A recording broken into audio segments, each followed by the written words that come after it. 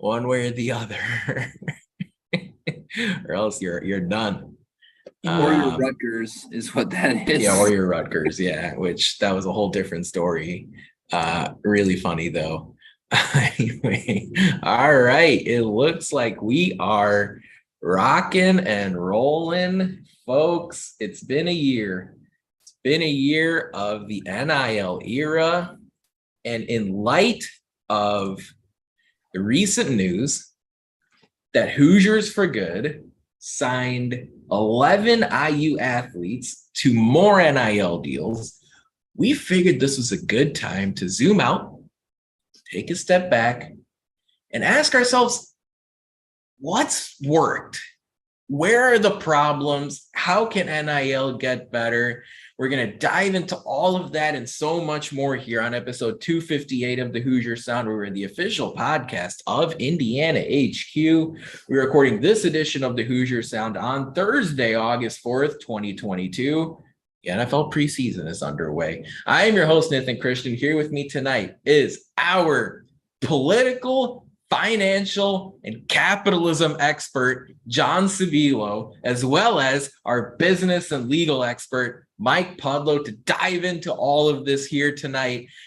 Guys, NIL has been a crazy adventure over the course of the last year. But Mike, I'm going to start with you. As far as I'm concerned, we've seen more good than bad so far. Am I right?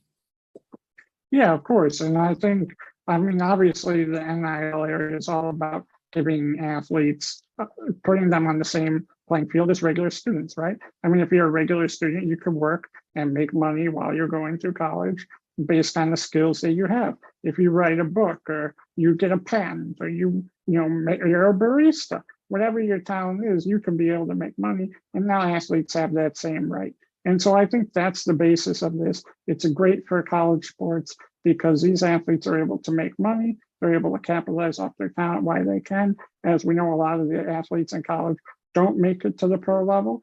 So for those who will not make it to the next level, they have the opportunity to earn some money based on their popularity and their name that they receive from being at these major college programs. So I think it's definitely a major benefit all the way around. And I think there's very few drawbacks, and they're pretty minimal compared to the big picture of how we can pay athletes and how it's, basically fair.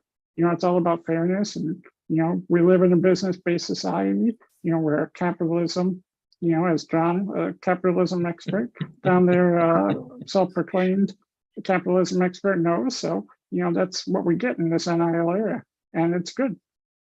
I love it. As we talked about at the start here, 11 Hoosiers signed NIL deals over the course of the last week, accumulating over $425,000 in total. That's the most recent report there. The Indy Star, I believe, had it first.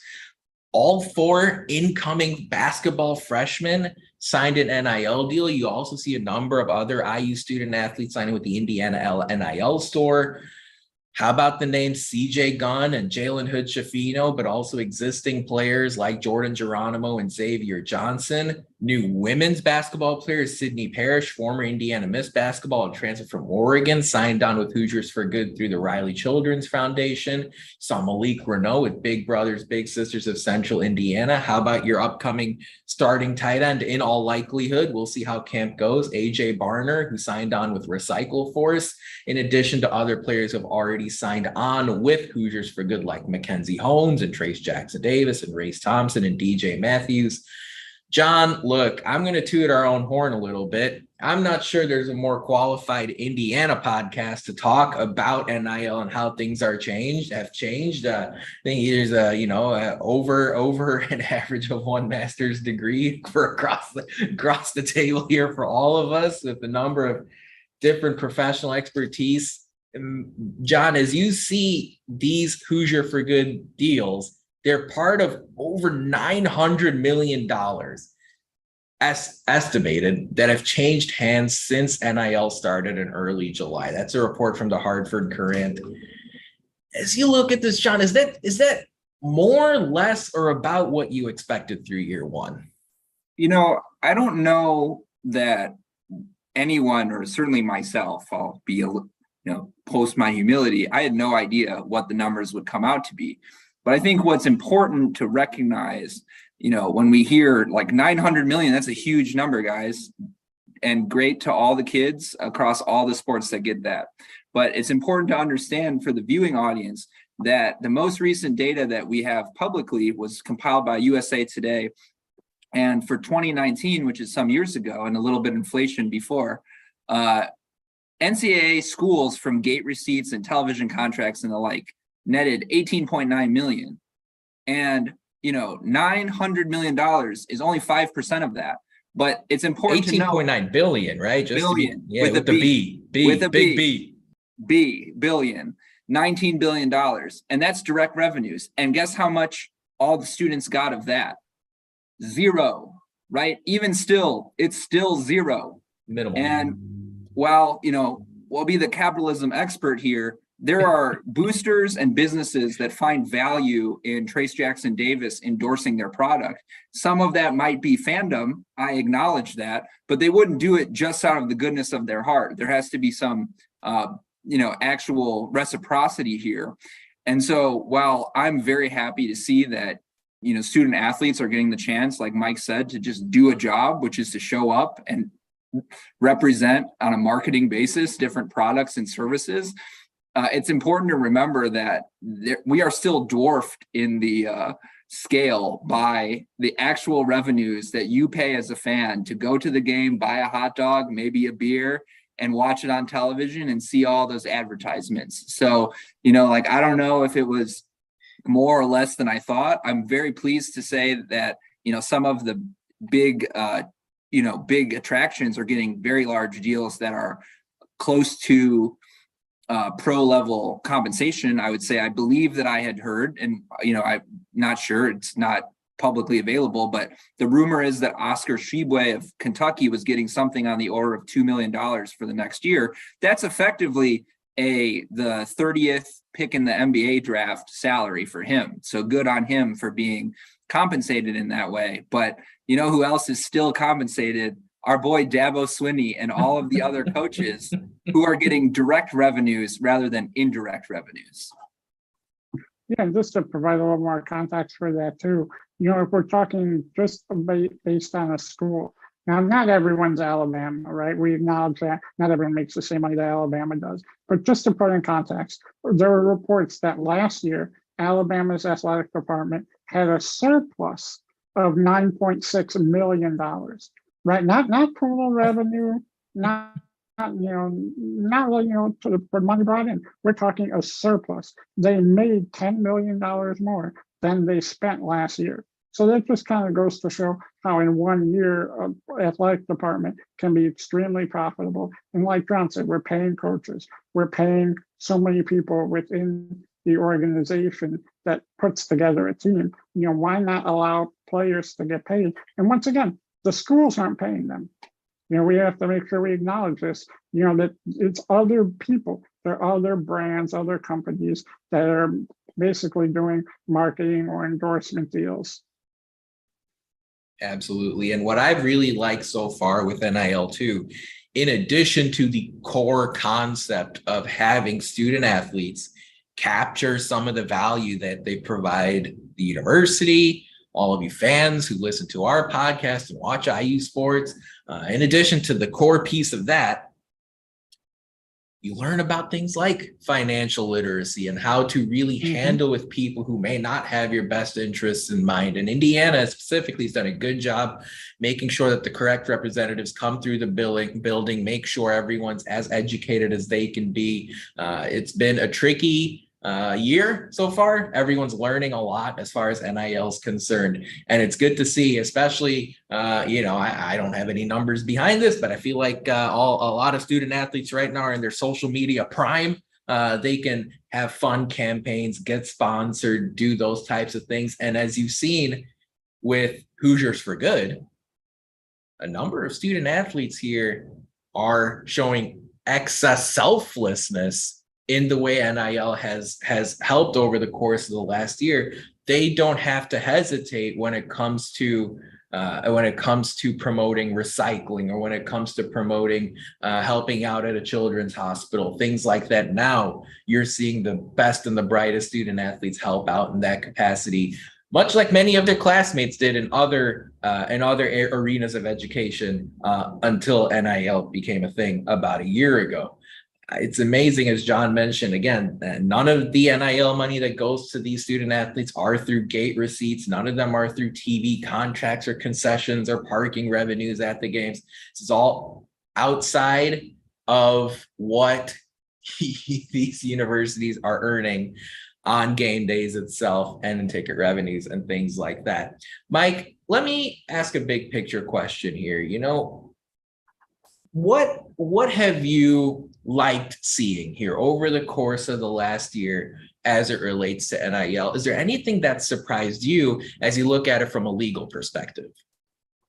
Well, I think first, kind of going off your previous comment there, I think one of the good things that we've seen is the entrepreneurship of these athletes and how they've been able to support their own brands and continue to build within themselves. You know, another deal that Indiana recently signed was with a company called Campus Inc., which is a Midwest company that works with a lot of college brands. And they basically create individualized shops for each athlete that, you know, wants it. So they can create their own shirts, create their own merchandise. And so that kind of allows the athletes to use their creative juices and also just kind of build their own brand and learn valuable skills. And so I think you said not only the entrepreneurship, but the financial literacy.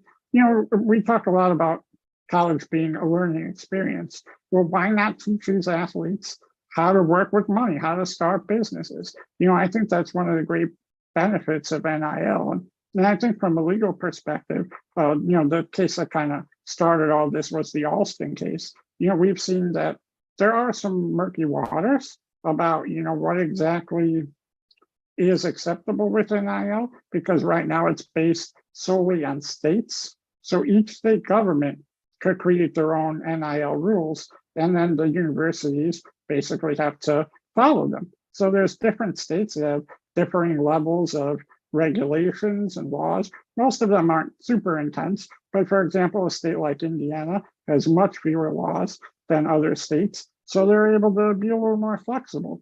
And so the possibility of having a nationwide standard would be great, but it's highly unlikely, because why would the Supreme Court worry about this when they have so many other, you know, major issues? Now we talk about, you know, well, what are you talking about, Mike? I don't know what there's nothing bigger than NIL right now to talk about. I don't know what you mean. Right, and you got to remember the Alston case was based on an antitrust exemption, an antitrust breach of the Sherman Act, which is a favorite topic of the courts, is antitrust, where now that they've decided that, the possibility that Congress or the Supreme Court wades into these waters is probably not very likely. So it's going to be really interesting to see moving forward how this plays out, with each state having their own regulations and how that's going to impact the schools and players within each university and program. Yeah, and John, as I ask you, looking at things from your years of experience in finance and economics, NIL has done a lot of good for student athletes as far as promoting their entrepreneurship and helping small and big businesses in the college towns that they're in. From your point of view, there have been a lot of positive business developments, positive financial developments as it relates to NIL and these student athletes, correct? Yeah, I mean, at the end of the day, like, it's not a charity case, right? You could envision, like, our patron saint in Indiana, Mark Cuban, could write a check. He probably did for Archie Miller to, you know, au revoir. But at the end of the day, they're not allegedly, probably.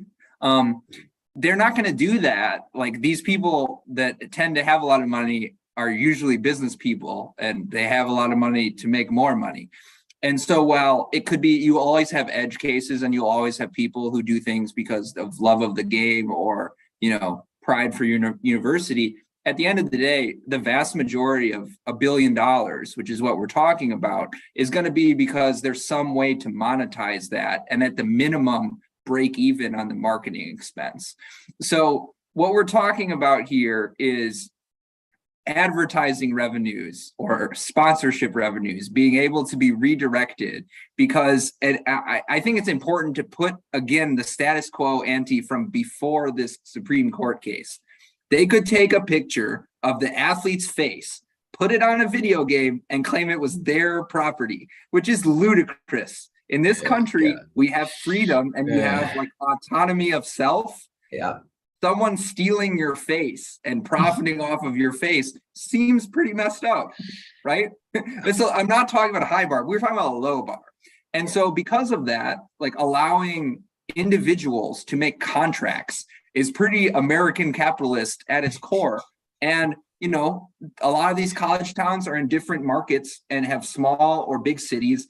The economics differ, but if there's an entrepreneur that can get, you know, an athlete with prominence in their market to endorse their product, who's to say that's not good for the entrepreneur who's selling something?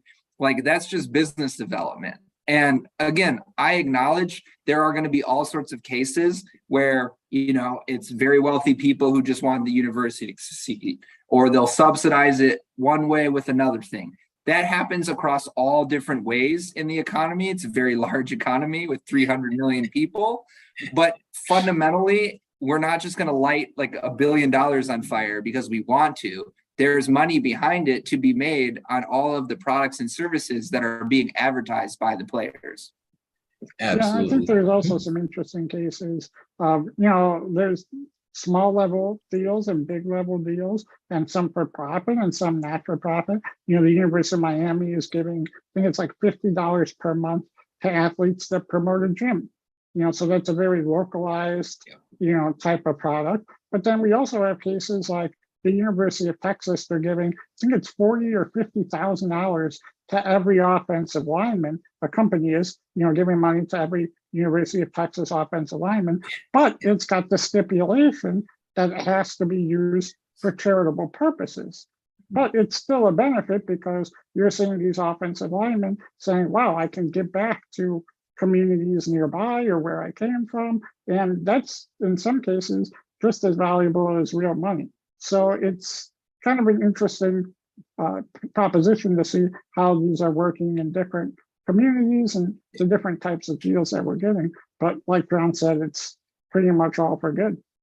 Well, and that's exactly what collegiate sports are all about. That community feel is such a big component of it, whether, you know, from east to west, north to south. It's such a critical part. A lot of college programs are not in the largest cities in the United States. So really being able to build that over the course of the last year, I think has been really impressive to watch. I mean, I also think it's been great that even in year one, a lot of organizations that are working with student athletes, a lot of these organizations are being led by people who used to play collegiate sports at a very high level and have gone on to do big things from a business standpoint. We talked about Mark Cuban, who is working with the Indiana NIL store in conjunction with Campus Inc. and the NIL store. We talked about Hoosiers for Good. Calbert Chaney is part of their board, the former Indiana legend, current still Indiana legend, helping out there. So, you know, a lot of it right now is still being learned, but it's great to see some experienced, educated individuals helping guide this in the right direction. With that said, there's been a handful of negative that's come with NIL over the course of the first year. Mike, we're really seeing it as far as recruiting is concerned.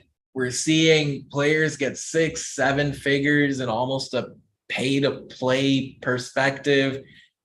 That wasn't the purpose of NIL, right? I mean, how do you fix this right now? Because over the last year, it's been tough to see. Now, you saw the big controversy between Nick Saban and Jimbo Fisher. What's going on here? Well, I think part of the problem is, as we mentioned earlier, that each state has different regulations. The NCAA basically has said, we're taking our hands off this, you know, have at it as you will. So there's not really any regulatory body that's kind of overseeing this or putting Like, for example, a lot of people have suggested, okay, well, whether it's the transfer portal or the NIL, deals have to be done, within a certain time frame, so that once a certain part of the season goes, you can't get an NIL deal from a different school until after the season, or transfer or whatever. So I think there are some things that could be tweaked, but to be honest, I think a lot of it's kind of overblown. I mean, let's face it, if you're a popular school, you have nice facilities, you have great dining halls and residences, you already have more money. The student athletes are more likely to go to those schools already. So sure, Yeah. like for example, Jordan Addison, the receiver who was at Pittsburgh, went to USC. Sure, he was probably going to make more NIL money, but let's be real. If you were a wide receiver, would you want to play at Pittsburgh or USC? Larry Fitzgerald, Mike, Larry Fitzgerald was at Pitt. I don't know. Yeah. But so there's a good chance that he would have transferred anyway. Even without the NIL back in the deals. day. Yeah. So I think some of it is a little overblown. I hear people talking about like mid-majors, like in college basketball, like, oh, how is anyone going to sign with Evansville or Western Kentucky? When they don't have the NIL deals of Ohio State and Michigan. Well, let's be real. They weren't ever going to go to those schools anyway if they could have gone to Ohio State and Michigan and Purdue and Indiana. So I think a lot of it is a little bit overblown. And I think another thing we also have to remember is a lot of these athletes were getting paid before the NIL era. They were just getting paid under the table in very shady situations. We've all heard the stories. Athletes like Johnny Manziel have talked about how he's been offered, here, go to this hotel room, open the safe, there'll be money in it for you. Or, we're going to funnel money through your church, and that's how we're going to get paid. Or, hey, pick up this car at the valet, open the glove box, there'll be something in it for you. These are all things that have been happening. And, it's kind of better to be out in the open, because it actually protects athletes and those around them. Because, before, there are some shady scenarios where players could have been tricked, where now they have administrations and lawyers and agents that can help them along. But yes, it definitely throws a wrench in recruiting, because it's popular now. Yeah, John, we've talked about a lot of the positives as it relates to NIL. What's frustrated you about NIL through a year and a month? What's gone wrong here beyond just the recruiting piece? It's been controversial. Not everyone's happy about it. What's been a part of NIL that has raised your eyebrow over the course of the last year? Well, I think one thing that we should really focus on is the direct versus the indirect nature of where the money is coming from. And I would absolutely get behind anyone that says, well, like it's sort of a black box, and, the regulations being that it's state by state, you have an incentive to have less. And I think it's worth noting again that the reason why NIL happened at all is that California decided, you are going to pay our players, which would have, if it lasted, been the hugest advantage possible for recruiting.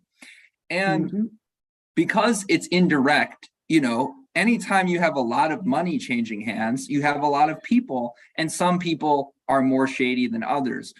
Unscrupulous people getting in bed with who they think are suckers is a story as old as time, right? And I'm not painting with a broad brush. Anytime you have a million people, you're going to have good people, bad people, and people in the middle. Yep. And so what is bad about NIL, in my opinion, is that it takes some of the pressure off. Like, it's an unequivocal good in general, but it takes pressure off the fact that, once again, these are indirect revenues. They have nothing to do with fundamentally with the business that's being done. And it is a business of selling TV programming two networks for advertising dollars. That is what the NCAA is in the business of. It has profit margins, it has administrators, it has payrolls and salaries, and all of that goes zero to the players. Yep. In a normal professional league in America, because it's a monopoly business, meaning that there is only the NBA, there's only the NFL, there's only the NHL, there's only the MLB. Yes, there are small independent leagues. No, they do not count.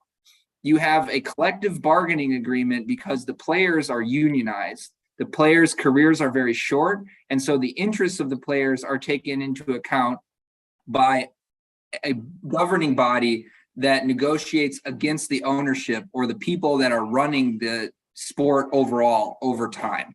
And you share revenues as a percentage between what the players get and what it takes to administrate the sport itself. That forces the leagues to comply under NLRB regulations because it is an employment negotiation. And to the extent that NIL has allowed that, what is, in my opinion, and I think on any plain reading of the facts, wage theft, you have to work for this group for 60 hours a week and they pay you nothing. That would not comply with minimum wage laws or overtime laws or any sort of anything at the state or federal level. We all just sort of look the other way on that. And again, I'm very happy that the student athletes are able to get $1 billion year one. That's good. And it's good for the entrepreneurs who are paying them that money. What it is still good for is the administrators making hundreds of thousands of dollars to take $10 million in profit for the University of Alabama. Yeah. And to the extent that it gets away from the core fundamental issue that we have a horizontal price fixing on a monopoly market that's committing wage theft, then it just papers over the longer term problem, and it allows a more unregulated, Wild West, so to speak, where some people will do very well, a lot of people will do okay, and some people will get hurt really badly because there's not enough rules around what's being done. Yeah, we saw this in the Supreme Court decision, in Alston, even Justices Gorsuch and Kavanaugh, who, as we know, are, especially now, are more on the conservative end of most decisions. Even they admitted that, they sided with the student athletes and said, there's no other profession where you could work for free and get away with it. So, that's the primary point of the argument here is, it's not just a fairness. It's not just a what's right. It's not just a, we support student athletes versus administrators or whatever. There's real legal principles and precedents that are at play here, that are the reason why this exists. People need to understand that amateurism means nothing. It is a nice word. It's like a good pie in the sky concept. But it doesn't mean anything when you get into courts or business contracts. And for those people who have a different opinion than me, I respect you. But if you want to take the business out of NCAA sports, they cannot be making billions of dollars. Inherently, that is economic activity and it falls under state and federal regulation. And if you can't just be like, there's nothing to see here. Yeah, if you look back at the history of college sports and amateurism, and even the term student athlete, right? If you look back at when it was first used, if you look through the history, there's a famous example, I believe it was at TCU or one of the schools in Texas, where a player actually got hurt and he wanted the school to pay for his medical expenses. And the school didn't want to pay for him. He got hurt on the football field. They didn't want to pay for his medical expenses. And that's basically the reason why they created the term student athlete, and amateurism, so that they could get out of paying for his medical expenses. So there's a lot of shadiness that's gone on for years and years, and we know this, and that just resulted in that Supreme Court decision, finally wiping it away. You're getting a little bit of a history lesson on this podcast too. The original, basis of the term student athlete. Yeah, little did all of you know that's where this one was going. For me, as far as I'm concerned, I think the biggest issue with NIL to this point is I feel like, at least from the NCAA's perspective, they underestimated how quickly this thing was going to be a big deal. You're seeing NIL right now driving key transfer portal decisions. You're seeing it drive even bigger conference realignment decisions. It was UCLA athletic director Martin Jarman who said earlier this summer that the change in UCLA's conference affiliation has a lot to do with NIL developments. The quote from Jarman was this: specifically, this move will enhance name, image, and likeness opportunities through greater exposure for our student athletes and offer new partnerships with entities across the country. Bottom line, if you ask me, is right now the NCAA needs to develop a strong, serious group. I mean, think about how much we talk about the CFP committee as it leads up to the Final Four being selected. You need to have a strong, legitimate, serious NIL committee. Get it large, get it vast, get it expansive, people from all different walks of life and all different levels of experience to help advocate for student athletes and make sure that this thing steers in the right direction here. I don't have a problem with players benefiting from who they are. I don't have a problem with with how big NIL is getting, but I think you need to have some NCAA direction as far as where this goes now over the course of the next few years. We'll see how that tracks here. Plenty more to talk about, especially as it relates to football and men's basketball, all collegiate sports here coming up next. But first, it's time for Who Won the Week this past week in IU sports. There's plenty to talk about, but we'd be remiss if we did not mention a number of IU football student athletes who were named to preseason watch lists over the course of the last couple of weeks. Running back Sean Shivers, who transfers in from Auburn, was named to the Doak Walker Award watch list for best running back in the country. Quarterback Jack Tuttle was named to the watch list of a couple of major service awards, the AFCA Good Works Award, as well as the Werfel Trophy watch list. This is part of him being a leader in the community, many of his efforts in that capacity. Wonderful to see for Jack Tuttle. Wide receiver DJ Matthews named to the watch list of the Horning Award as far as wide receivers are concerned. Tywan Mullins, so excited to see him back on the field. He's named to the Bednarik Award watch list. And long snapper Sean Racker made it to the Manley Award watch list there. So great to see for all these IU football players. First week of camp almost in the books. Can't wait to see how the depth chart changes, who steps up here coming up as Indiana will face Illinois in the season opener on the first Friday night on September 2nd. Can't wait to see how all that plays out. If you'd like to subscribe to our podcast for free, all you have to do is search for The Hoosier Sound. That's The Hoosier Sound. Wherever you listen to podcasts, you can search us on YouTube as well. Stay up to date with all of our information by following us on Twitter at Indiana HQ and at The Hoosier Sound. This part is important. If you enjoy our show, leave us a review, tell a friend, share our links. That kind of support really helps us grow this podcast and reach more passionate IU fans such as yourself. John, we see NIL here take on a life of its own in football compared to men's basketball, compared to other sports. Let's talk about men's basketball first. What are the different wrinkles you're seeing with NIL in men's college basketball? Of course, I know a lot of IU fans keyed in, excited to see what Mike Woodson can do in year 2 coming up. What have you seen as far as NIL in the world of men's college basketball?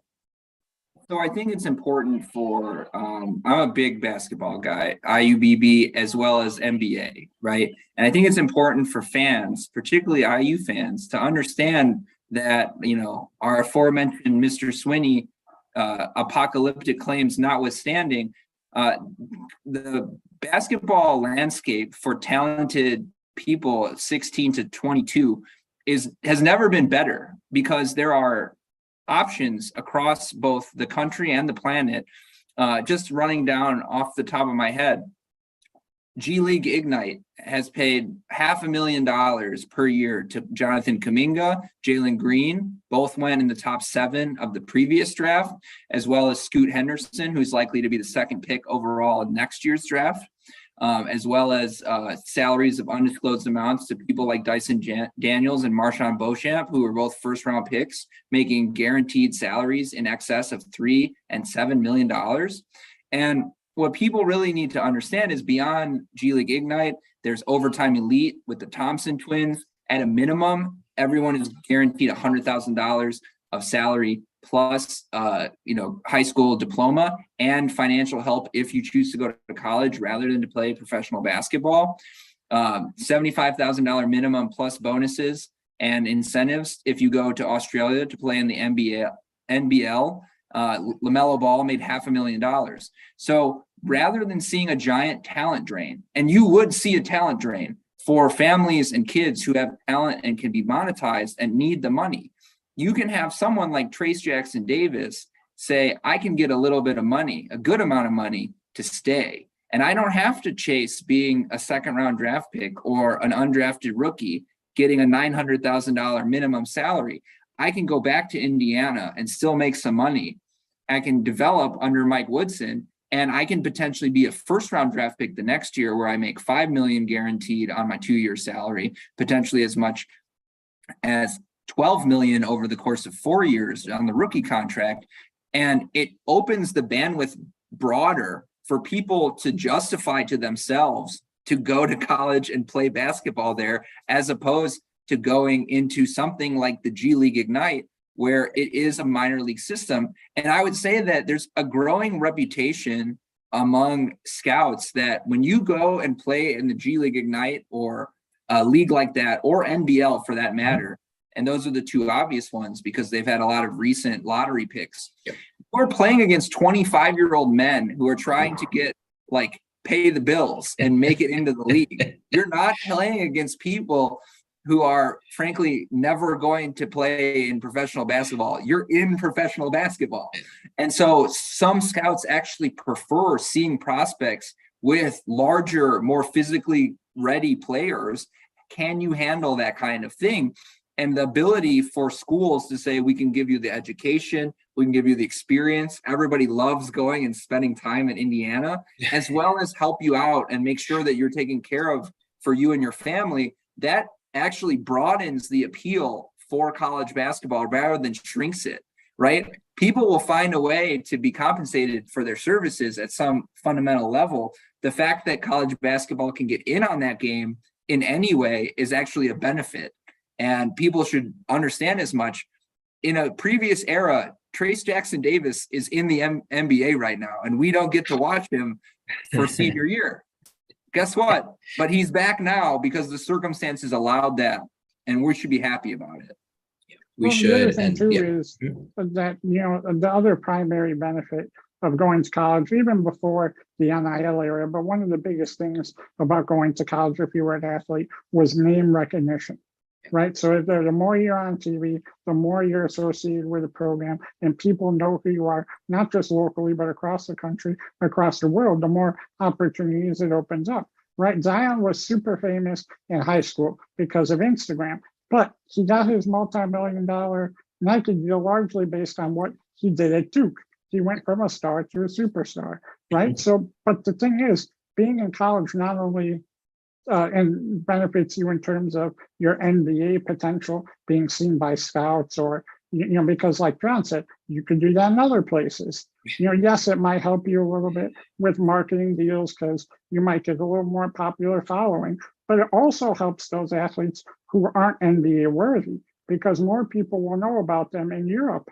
And there's so many athletes that we've seen from IU and other schools around the country where they'll say, oh, that guy played at Kentucky. Let's bring him to Italy or Switzerland or whatever league it is, because their fan bases will go, oh wow, he played in the Big Ten. And that's a benefit just because of your name recognition. So that's another area where the NIL helps to allow some of these other athletes to maintain their college eligibility and continue to not only improve basketball wise, but also increase their following. So even if they can't go to the NBA, they can still make money in college and they have more name recognition for when they go abroad. And I also love the fact that right now you are seeing a much more efficient number of, a much more accurate number of stay or go decisions as far as the NBA draft is concerned. You're seeing improved quality of playing the NBA. You're seeing improved quality of playing college basketball. Right now, it's at a point where as players are making their NBA stay or go decisions, it comes down to, are you good enough to play in the pros or are you not? You don't really have that financial piece to talk about too much, especially for players who are fringe first or second round draft picks. You're seeing very clear cut decisions that are based strictly on whether or not you feel like you are confident enough in your game to go play in the next level. If you return to college, you get the benefits of that. It's not only an education that you get as part of your student athlete experience, it's now a much more purposeful education with things like, hey, this is when you pay your taxes and how you pay your taxes. This is how you deal with people who want to negotiate with you and speak with you as part of your improvement as a college basketball player. You're seeing the entrepreneurial spirit develop. How about Miller Kopp and his Primal clothing line? A number of other IU basketball players and football players have taken advantage of that as well. It's wonderful to see. Mike, as you look at, football, it feels like there's a bigger presence of larger deals in recruiting and in transfer portal.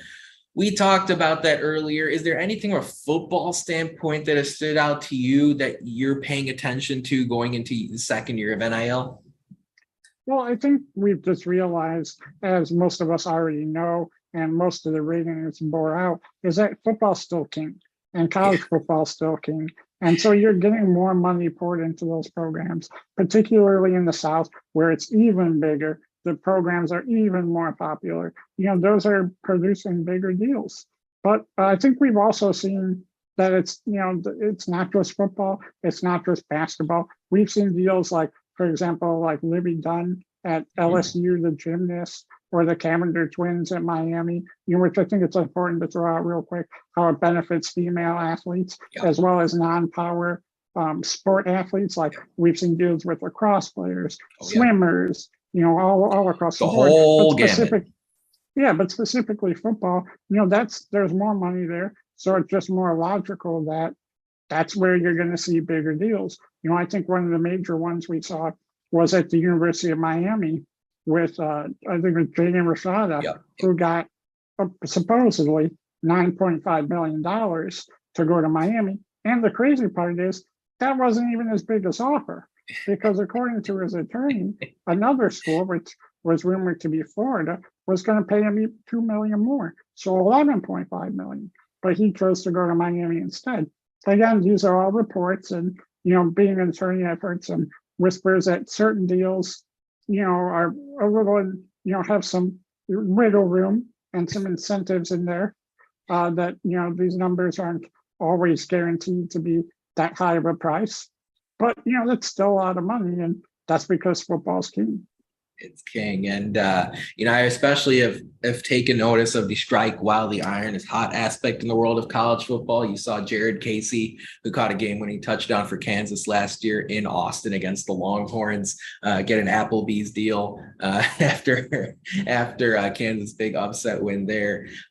You saw a number of Cincinnati college football players last season take advantage of NIL here as they made a march to the college football playoff. If you ask me, the competitive balance thing is as much of a non-issue now as it was before NIL started. So to me, you even did see Cincinnati crack into the college football playoff. You saw a number of other up and coming college football teams make a difference last year across the board. You saw Liberty with Malik Willis. You saw Coastal Carolina do some good things. So overall, I think there was a concern about rich getting richer in the initial parts of the NIL era. Don't see that being an issue anymore. I asked in our weekly podcast poll, after more than 1 year, do you like how NIL has changed collegiate athletics? To this point, the majority of you have said yes as an answer to this poll question. Over 50 votes have come in here in the early parts of this poll being live. We're going to have it up on the Hoosier Sound on social media. Make sure you give us a follow if you haven't already and cast your vote. I'm curious to see how this plays out. A little lighter on the yeses than I expected, though. We'll see how it ends up as we move on here over the course of the next few days. It's time for our social media shout out here. And folks, I would be remiss if I didn't mention the Indiana football team putting out some really great practice footage over on social media. Make sure you follow them over the course of the rest of the season. You can find them at Indiana football. Tom Allen was mic'd up the other day in the early part of practice season. Tom Allen's really made a key of connectedness and togetherness as a big part of this upcoming football season. I'm personally optimistic. Of course, as we mentioned on our podcast a couple of weeks ago here, the over-under for IU football this upcoming season is squarely at 4. A reminder, if you'd like to follow us on social media, I want to give our stuff a shout out. You can head over to Twitter, Facebook, YouTube, and find us at Indiana HQ or at the Hoosier Sound. Over on Instagram, we are not Indiana HQ, but we are Indiana.HQ. Make sure you follow us, like, subscribe, share our content. We are your one-stop shop for IU sports over the course of the eternity of collegiate athletics. John, as we zoom out here and we think about where NIL is now and where it's going to go in the years to come, what are ways you would improve this NIL system, the structure as it's the case? How do you see NIL developing over the course of the next few years? Well, I think that one of the ironies maybe is like right now there's a tampering investigation into the Philadelphia 76ers because the former owner who owns Fanatics is a guy named Michael Rubin, and he is very wealthy, probably twice as wealthy as Mr. Cuban. And he's not the owner or the general manager, but somehow he was in the meeting that convinced James Harden to leave $15 million on the table. Now, in the NBA with the CBA, this is illegal for Michael Rubin to just decide, hey, I'm going to pay you whatever you can't get, circumventing the cap. But we've created a situation in college where there's the cap is 0, and then everything is the wink wink with Michael Rubin paying you for the Fanatics deal. And I think there needs to be some standardization. And I understand why the NCAA, has been burned on this. And frankly, they should have been. It's unacceptable that they were declaring that there's no wages, no workforce protections, nothing. But they don't want to get in and stick their neck out in order to set any type of parameters about what they think should be the case. I think we need reporting first and foremost. Like I work in financial services. Sunlight is the best disinfectant when we can know for certain how contracts are being written and with whom and for how much. The bad actors will get pushed away. By all means, anyone that's listening to this podcast in any way, always read the contracts put in front of you before you sign them. And if you have questions, ask them, find an attorney, right? It's really important. And to the extent that college kids are getting good resources to help them through this, that's an incredible life experience and very helpful for making, money in the short term. But in the long term, as I mentioned a little earlier, I think that you need to end up with some sort of bargaining agreement that a percentage of revenues have to be derived and sent to the students. And, just as like a back of the napkin, what I think is a reasonable starting point is like apply minimum wage laws, maybe multiply it by 2, give them access to the school's tuition free forever and cover their healthcare expenses. Because what has happened in the past and what may still be happening now for all we know is you get hurt as a wide receiver year 1 and they pull your scholarship and say, you can either leave the university or pay us $50,000 a year in tuition. And that seems unreasonable. And so like NIL is a good first step. And I would say to Mike's point earlier, the Supreme Court, and the Supreme Court is a hot topic. Justices across the spectrum representing a very wide variety of views in the United States have signaled we will likely come back to this set of questions because this is just the one in front of us. The way the Supreme Court functions is you have to put a case in front of them and then they can give you an answer. They can't just create some sort of outcome set like Congress. But they think that there will ultimately be another case about direct payment and the revenues that come from gate receipts and the like. Mm-hmm. And I would like personally to see Congress put in time to create a structure that just says this is college sports for America. Here are the pluses and minuses. But short of that, ultimately the governing bodies in the states and the NCAA should step up. They don't want to because they don't want to share the revenues. They've made that very clear for many decades, but they should step up to do things to protect the athletes and the so-called integrity of the sport so that at the very least, people are aware of what their rights are and protected from swindlers. Yeah. Well, and I just want to jump in and say one thing real quick. I do want to credit former IU athletic director Fred Glass, who did inspire, as part of a first of its kind policy, the Student Athlete Bill of Rights, which did guarantee a 4-year scholarship commitment regardless of injury for student athletes. So Indiana was making strides in that area. But again, you can only construct and renovate so many buildings across campus. Let's have student athletes get a piece of that. But Mike, I didn't want to interrupt there. Just wanted to point out the Bill of Rights aspect of it. Yeah, for sure. And Fred Glass now, who's an attorney at one of the largest law firms in Indiana and in the Midwest, is one of the pioneers in consulting with athletes and universities on name, image, and likeness, which is also important to throw out there now that he's continuing his efforts with that.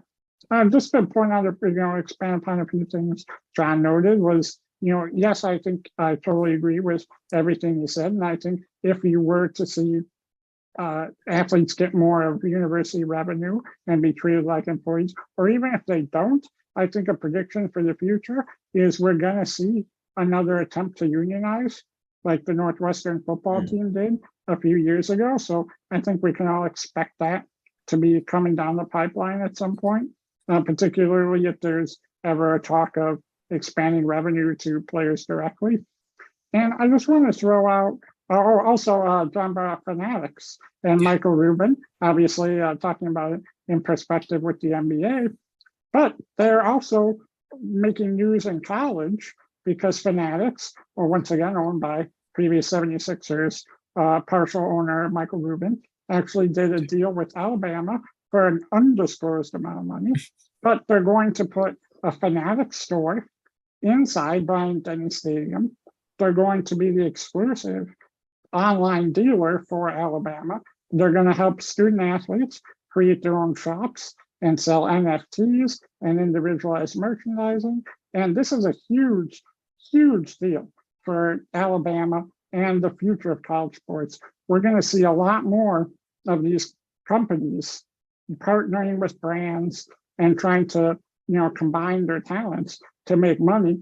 Fanatics famously, became popular because of their partnerships with teams and leagues, and became one of the top retailers of sporting goods in the country, and well, really the world. So I think it's going to be really interesting to see how that plays out. And if I could real quick, I just want to kind of pull back the curtain a little bit and share some info that, with our listeners and people watching on YouTube, some stuff that I've heard about changes in NIL. So in the legal world, I've talked to some agents and different attorneys, representing certain people within these, athletes, as well as people at universities. And another pretty popular trend now is your major athletes are trying to get 2 to 4 deals. They want the big money. They want this 25 to 75K, 10-month deal. That's what they're trying to get. But we've seen what a lot of these agents have been talking about are the micro influencers are actually the ones that are becoming most popular. And that's your people who have social media followings of 1,000 to 10,000 people. Or, excuse me, 1,000 to 100,000 people. Or no, 10,000, yes, sorry, 1,000 to 10,000 people. Because they actually get more engagement. So a major star like Trace Jackson Davis might only get 1 to 3% of their followers engaging with them. But someone like Tamar Bates will actually get 20 to 25%. So we're actually seeing a lot of these brands are focusing on smaller deals instead of major deals, which is actually pretty good for the market because we're seeing athletes of all different types of talents being able to reap the benefits. So I think that's another important thing to kind of realize that we've already seen, even though it's only been around a year, we're seeing deals transfer, not just from the top athletes, but trickling down to becoming more popular with the smaller athletes. So this is going to be an ever-evolving process because we're already seeing major challenges, or rather major changes happening right before our eyes. Absolutely. And I can't wait to see how it all develops. Guys, as we wind down here on this Thursday night, John, any closing thoughts? I know there's a lot to digest here as far as NIL is concerned. Is there anything else you wanted to touch on or reiterate here as we wrap up tonight? I think that to tie a bow on all of it, it's good that people can be compensated in this country for the efforts that they do. And piggybacking, I think, a little bit on Mike's last point on micro-targeting, and we touched on this a little bit earlier in the podcast, female athletes are very frequently minimized in this discussion because, and in all of them all at once converging, everything that we talk about in the big picture is always about the TV contract. The reason why UCLA is joining the Big Ten, which prima facie would have been ludicrous 10 years ago, is because the Big Ten was the first to put forth the Big Ten network and they got the deals done. And that was a great business decision. It was a business decision. And what the TV stations and the advertisers pay for is college football and college men's basketball. But there are so many other athletes in all the different arenas that are doing incredible things. And guess what? People who like college football or men or whatever are not the entire market in a $25 trillion economy. There are, in fact, women, there are, multiple genders and all sorts of buyers of different products. And it's good that we can allow the market itself to dictate. If you have 5,000 people that rapidly look your Instagram and you can sell products that they actually like, and someone can use you to put products in the hands of people who want them, what is the problem here?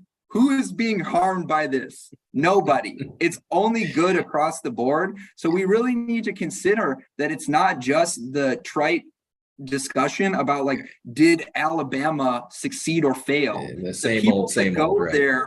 Go there because 7 players go on the first round of the NFL draft. That has nothing to do with NIL, right? What does matter is that the gymnasts and the soccer players and everyone else gets to benefit in ways that were otherwise heretofore blocked from them. And we really need to focus on the broader picture and the, sort of working class aspect of how many students are getting their chance to move their lives forward in a way that's positive for them and other people. And again, all their classmates had that chance up until NIL was opened up here last July. Mike, over to you. Same question. Any winding thoughts here as we wrap up here on Thursday night? Lots to talk about. Open the floor to you. Yeah, I think the other thing that's important to remember is we kind of live in a reactionary, hyperbolic society where everything that happens is the greatest of all time or the worst of all time, and no one likes change. But it's important to remember, like, sports in general have changed dramatically over the last 50 years. If you look back at, back in the day, like Bob Cousy and Bill Russell, and were playing with people that had to have second jobs while they were playing in the NBA. The late great Bill Russell, was winning 11 championships in Boston, and they weren't even selling out the arena for finals games. So if you look at the difference of just, in one lifetime, how the NBA has changed, or the NFL has changed, or, baseball steroid era versus now, the popularity is ESPN, et cetera. So, I think change was inherent in every industry, but I think it's important to kind of remember that, yes, you're going to get a lot of older people and coaches and administrators that don't want change, especially if they're succeeding at the current state of affairs. But, as we've seen, as John said in the beginning, like the so-called apocalypse have come and passed, and things are pretty much the same in terms of competitive balance, in terms of, coaching and the actual play on the court. The only difference is the players are making a little more money on the side, and that's not a bad thing. And so as things continue to evolve, you have to remember to be flexible and kind of weigh the pros and cons of this. And I think, as we've talked about throughout this podcast and series of podcasts we've done together, that it's pretty easy to see that the pros greatly outweigh the cons. And so that's always important to keep in mind. And things are going to continue to change.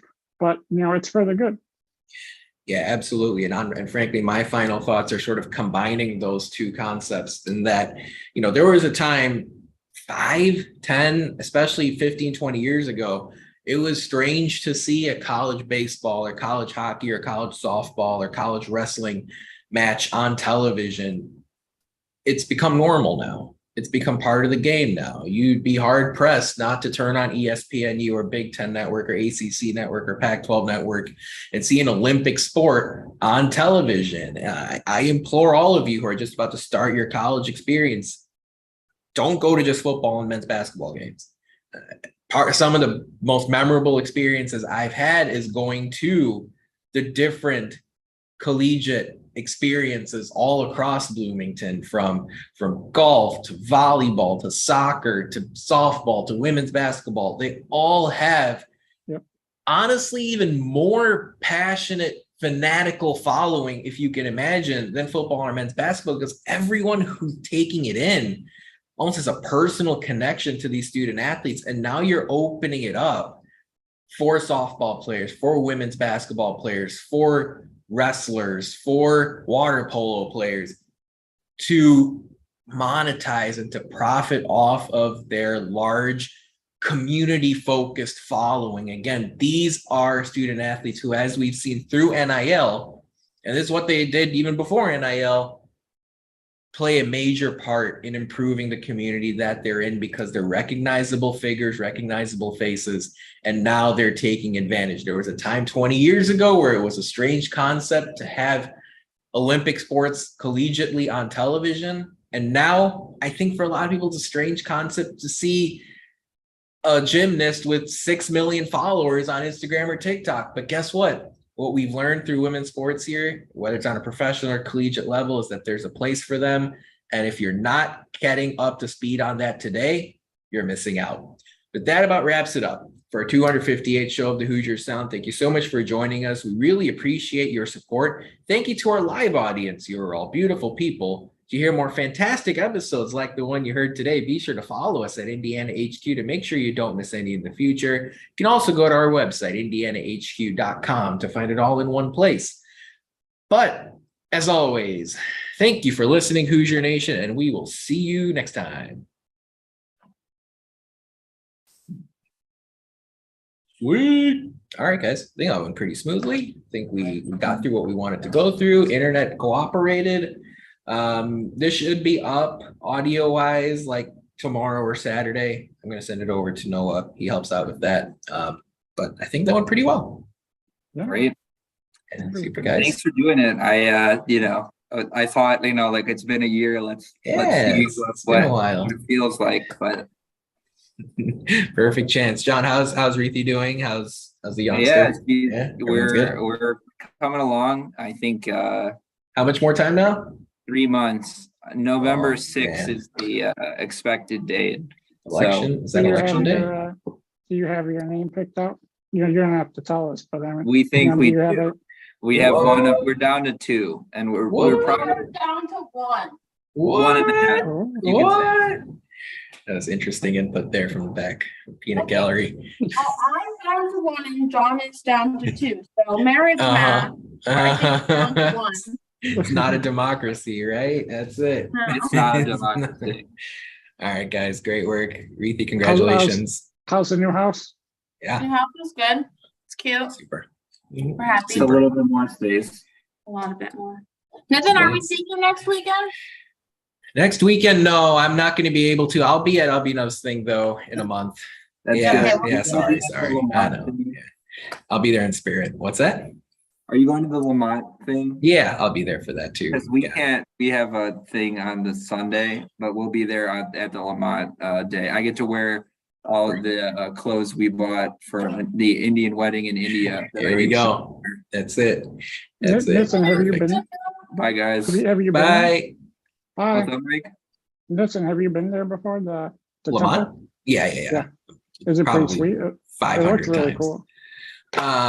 It's pretty nice. Yeah. I mean, they're very like some temples be like really strict with dress code and stuff. Not that I expect that to be an issue. But they're pretty chill. Yeah, and it's not too far from like Munster. I think it's only like 40-45 minutes. Yeah, it's not It's bad. not horrible. Should be a good time. Yeah, it's Do pretty you know nice. I think you'll like it. if it's wheelchair accessible? Ooh, good question. It is. Yes, I remember ramps and I remember elevators. Okay. Yeah, I'll Yeah. Google it, but I was just I'll curious. double check. I'll double check, but I'm like 99% sure it's a yes. Sounds good. All right, Mike. All right, John. Talk to you guys later, guys. All right. Can't See wait ya. to see if we have Yeah. the haters. No, I Get didn't me see any going. haters today. I didn't see any haters. I was keeping track, so I think I we're know. I good. can't wait Well, to you get know, the it's fun that way. Yeah. All right, All right, guys. guys. Talk to you.